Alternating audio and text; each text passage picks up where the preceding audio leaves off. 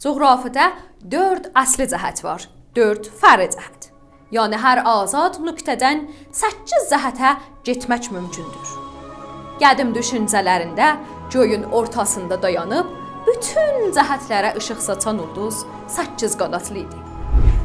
Cənnətin 8 qapısı var. Qocaman Təbrizdə cənnətin bir quşəsi olduğu üçün 8 qapılıdır.